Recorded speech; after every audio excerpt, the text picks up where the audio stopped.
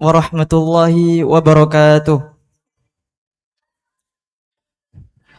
Alhamdulillahirabbil alamin wa bihi nasta'in wa ala umuri waddin. Wassalatu wassalamu ala asyrafil anbiya'i wal mursalin sayyidina Muhammadin wa ala alihi wa ashabi ajma'in. Amma ba'd. Yang kami hormati para pembina Pondok Pesantren Bait Al-Qur'an, para asatidzah serta teman-teman BEKI angkatan 36 yang dirahmati Allah Subhanahu wa taala. Pertama-tama marilah kita panjatkan puja dan puji syukur kita atas kehadiran Allah Subhanahu wa taala yang telah memberikan nikmat kepada kita, yaitu nikmat iman, nikmat Islam, nikmat sehat, sehingga kita bisa berkumpul di tempat yang insyaallah penuh dengan barokah ini. Dan salawat serta salam semoga tercurahkan kepada junjungan kita Nabi Muhammad SAW, kepada keluarga beliau, kepada sahabat beliau, dan sekaligus umatnya hingga akhir zaman. Pada kesempatan kali ini saya akan menyampaikan kultum singkat dengan tema tipu daya syaitan. Berdasarkan firman Allah di surah Al-Baqarah ayat 36, Bismillahirrahmanirrahim. Fa'azallahuma asyaitanu anha fa'akhrajahuma mimma kana fi, yang artinya lalu keduanya digelincirkan oleh setan dari surga itu dan dikeluarkan dari keadaan yang semula. Artinya ayat ini menjelaskan bahwa Nabi Adam dan Siti Hawa itu dikeluarkan dari surga karena terhasut oleh bisikan setan. Maka dari itu kita dapat memahami bahwa setan memiliki tujuan yang utama, yaitu menghasut manusia dan menjauhkan manusia dari ketaatan kepada Allah Subhanahu wa taala. Memang godaan setan itu tidak selalu terlihat besar, tetapi setan datang secara perlahan, berbisik kepada kita sehingga timbul rasa malas. Kita jadi malas untuk beribadah, kita menjadi malas untuk bertaubat, bahkan kita bisa jadi meremehkan dosa-dosa kecil dan menganggap kita itu sudah aman dari maksiat.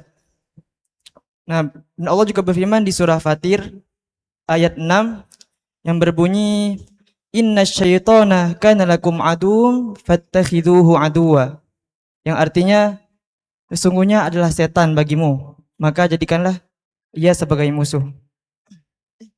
Sungguhnya setan adalah musuh bagimu dan jadikanlah ia sebagai musuh.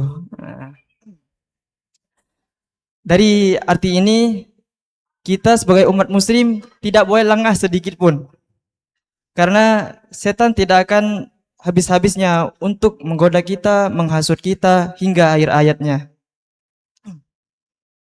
Bisa jadi ketika kita ingin mengaji, setan bisikan kepada kita, udah ngapain ngaji? Nanti timbul sifat ria atau sombong. Ketika kita ingin bertaubat, terus setan berbisik ini kepada kita, ngapain sih bertaubat? Kamu itu masih muda, umurmu itu masih panjang, masih banyak waktu untuk bertaubat. Dan ketika kita ingin berbuat baik, contohnya bersedekah nih, kita dibisikkan nih oleh setan, udah nggak usah bersedekah, nanti uang kalian, uang antum itu habis.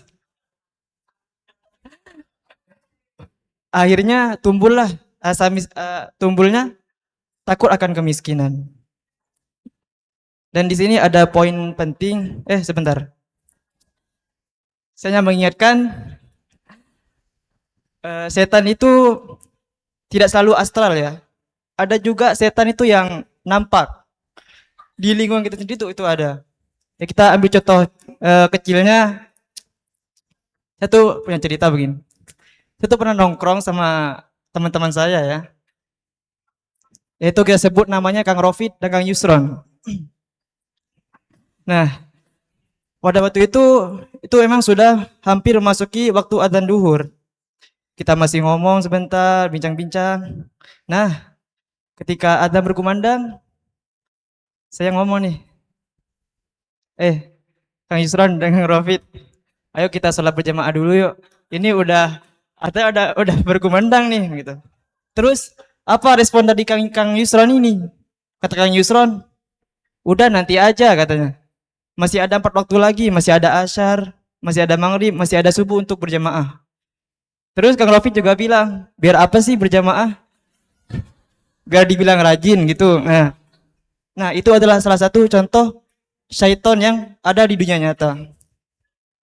Nah, di sini ada beberapa poin penting atau beberapa cara agar kita terhindar dari tipu daya setan atau Kang Rofik dan Kang Yusron. Yang pertama ialah yaitu Al-Quran dan iman. Bisa dibacakan? Oh, nggak bisa. Ya, ini namanya Al-Quran dan Al-Iman. Yaitu kenapa kita harus mendekatkan diri kita kepada Al-Quran? Kita sudah mengetahui bahwasanya Al-Quran adalah petunjuk bagi umat muslim sekaligus memberi cahaya kepada hati kita untuk terhindar dari tipu daya setan tersebut. Yang kedua yaitu salat. Nah, ketika seorang muslim atau kita atau kalian ini menjaga salat kalian, maka secara otomatis Allah akan menjaga kehidupan kita. Dan ketika kita mulai bermalas-malasan nih untuk sholat, untuk bertaubat, dan hidup kita itu terasa berat gitu. Nah, itu bukan hidup kita yang terasa berat, akan tetapi ibadah kalian yang lambat. Jadi wajar sebagai umat muslim ketika hidup kalian itu tidak sesuai ekspektasi kalian atau tidak sesuai apa yang kalian inginkan, sedangkan kalian saja tidak melakukan apa yang Allah inginkan. Dan yang ketiga yaitu, kok gini sih? Yang ketiga ialah zikir. Kenapa kita harus memperbanyak zikir? Karena menurut Sallallahu Alaihi Wasallam, zikir adalah salah satu benteng bagi umat muslim agar kita itu terhindar dari tipu daya setan. Dan yang poin yang terakhir ialah al-bi'ah as-salihah. Ada yang tahu artinya? Ya, betul. Al-bi'ah as-salihah ialah lingkungan yang baik. Kenapa kita harus memilih lingkungan yang baik? Karena ketika kita mempunyai teman-teman yang soleh atau yang baik, secara otomatis mereka akan mengajak kita kepada kebaikan, mengajak kita kepada untuk melakukan hal-hal yang positif. Dan sebaliknya, ketika kita mempunyai teman-teman kayak Kang Yusron dan Kang Rofid, maka dia akan mengajak kepada jalan setan. Nah, begitu. Hadirin yang dirahmati Allah Subhanahu wa taala, maka dari itu mulai saat ini marilah kita memperbaiki salat kita, memperkuat iman kita, dan minta perlindungan kepada Allah Subhanahu wa taala agar kita terhindar dari tipu daya setan dan Kang Yusron.